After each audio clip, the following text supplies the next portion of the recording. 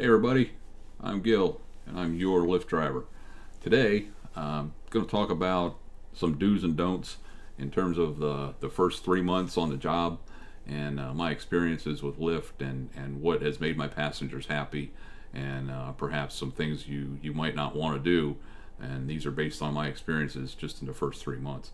So we'll talk about that a little bit. And remember I started on Lyft Express and I've been in this for about 3 months. So pretty good experience overall. I've got a 4.97 rating, and been at it for a while, so I think that's a great rating, 4.97. There's one rider that took that down, but we're through it. It's all good, it's okay. It was a 4.97 from 5. I'll take it. It's great. So some do's and don'ts. So here's the things I did in my first 3 months. One, kept the car clean. Always clean inside. Outside doesn't matter a lot, just needs to look safe and presentable. Inside, very important to keep it clean. So the vacuum cleaner is your best friend. Clean windows, clean floors, make sure the seat's clean, you're good to go. Don't have to do much more than that. So that's really it as far as maintenance. Some folks say got to do a full detail every week. I don't believe that. Keep your car clean, presentable on the outside, very clean on the inside. The vacuum cleaner is your friend.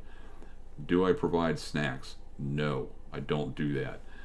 Water, candy, those kind of things, never did it. 4.97. You don't have to do it. If you want to offer that as part of your experience in your environment, go ahead and do that. I think it creates trash in the car. It's something else I got to clean up. Something else I have to buy. It's not real expensive, but it's still an expense. Be mindful of it. Here's what I do provide. I provide power for cell phones, laptops, whatever it takes. I've got 2 power sources in my car, one for Android, one for iPhone, works on iPads, works on notepads, whatever. People like that. They've ordered you up, they get in the car and say, oh, thank God you're here. I'm down to 10%, and look at that, there's power there. And so I show them where the power cords are and say, here, if you need any power, go ahead and take it. 9 times out of 10, they're like, oh gosh, thank you so much. I was really almost out of power. I was just hoping I would have enough power to get you here. Now I'm on my way to wherever I'm going. Provide them power. That is so beneficial, and people look forward to it, and they actually see it as almost a lifesaver because now they can communicate while they're in the car, and that gives them a little bit of extra sense of safety too because they know they can communicate, and that's an important option while they're on your ride, that they know that they can communicate to other people about what's going on and where they are, because let's face it, they're getting in a car with a stranger, and they want to make sure they're safe. So that's another thing you provide: a safe, comfortable environment, and you drive like a responsible citizen. People just want to get in your car, go from where they're coming from to where they're going in a safe, comfortable way. That's the one thing you provide. Now, conversation. Do you have to talk to your customer? No. But it helps make things a little lighter and more reassured along the way. Some people will get in your car, they'll pop the headphones in, they'll put their head down, they'll look at their phone, and they won't say a word. Leave them in their zone. They don't want to talk to you. Greet them when they come in the car, say their name, tell them your name, just so you make sure you got the right person, they've got the right ride. That's important. And then just go from there. If they want to talk to you, they're going to talk to you. You can have a little banter about nice day, good weather, finally warm, finally cold, whatever, and that'll get things going. And just have a great conversation. And that'll get you some good ratings, and then it'll get you some tips. And remember, you get 100% of your tips. Lyft doesn't take any of those; they're all yours. So work for the tip; they're worth it. So anyway, what else do I do? Car's clean, inside and out. I provide power, provide a friendly conversation, drive like a responsible citizen. Number 4, I don't ask probing questions.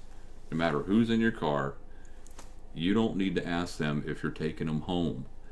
What that tells somebody in the backseat of your car who doesn't know you is that you're asking them to tell them and tell you where they live. Nobody wants to know that.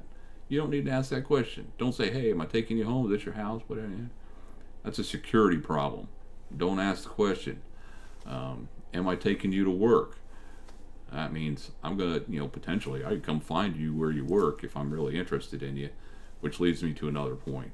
Guys, If you're a male driver, young lady gets in the car, doesn't matter. Female driver, guy gets in the car. Don't flirt with them. This is not a date. This is not a pickup process. They're in your car to get where they're coming from to where they're going. That's it. Have a nice conversation. Don't flirt with them. This is not a pickup joint. It's a ride, and that's what you're there to provide. This is customer service, face-to-face customer service for 5, 10, 15 minutes, maybe up to an hour or an hour and a half, depending on the kind of ride you're picking up. Not a pickup joint. Here's some don'ts. Very important don'ts. Pay attention to these. Pay attention to anything. Pay attention to these. Do not let families in your car with kids that are supposed to be in car seats without a car seat. Tell them no. Turn the ride down. It can get you in trouble, and if something happens that even you don't have any control over and those kids get hurt, it's on you. Don't let them in your car. No car seat, no ride. And if they rate you poorly, pick up some of that. Pick up the phone, talk to that great customer service at Lyft and say, hey, I just rejected a ride because they didn't have car seats and I didn't want to put them in my car. Be alert for a negative rating. Just want to let you know, Lyft will take care of it. They're there for you to do responsible things. The last thing Lyft wants you to do is do irresponsible things and put them in a bad situation. So that's one. No car seat, no ride.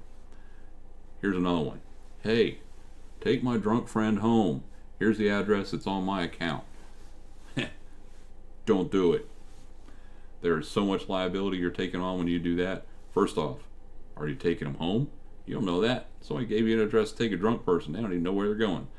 You don't want to pick that responsibility up. Besides, what are you going to do when you get there? You going to carry them into the house? Somebody going to be there to pick them up? You don't know any of that stuff. Just say no. Same thing. You reject them, get a bad rating, call Lyft. Hey, just didn't take a drunk person home because they were by themselves. Bad idea. Doesn't matter. Male, female, old, young.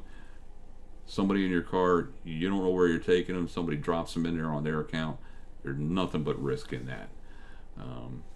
I only drive peak hours from like 3 to 7, 3 to 8 o'clock at night. Like to be home, have dinner with my wife. So I don't experience the late night drive where you might be exposed to more drunken behavior or people that are out of shape.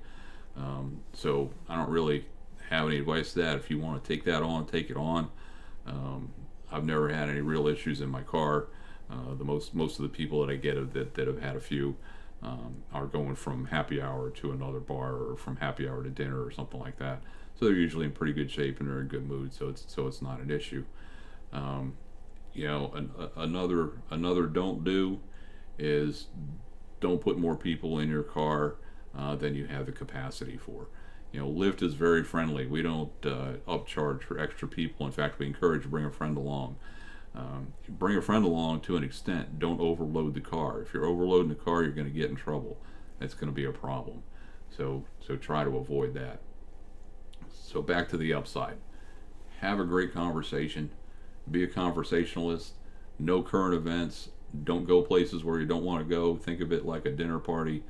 Don't get into religion, politics, or any of the hot buttons unless the passenger takes you there. The passenger takes you there, go for it. Have a great conversation. I have XM Sirius in my car, and that allows me to pick whatever kind of music that the person wants.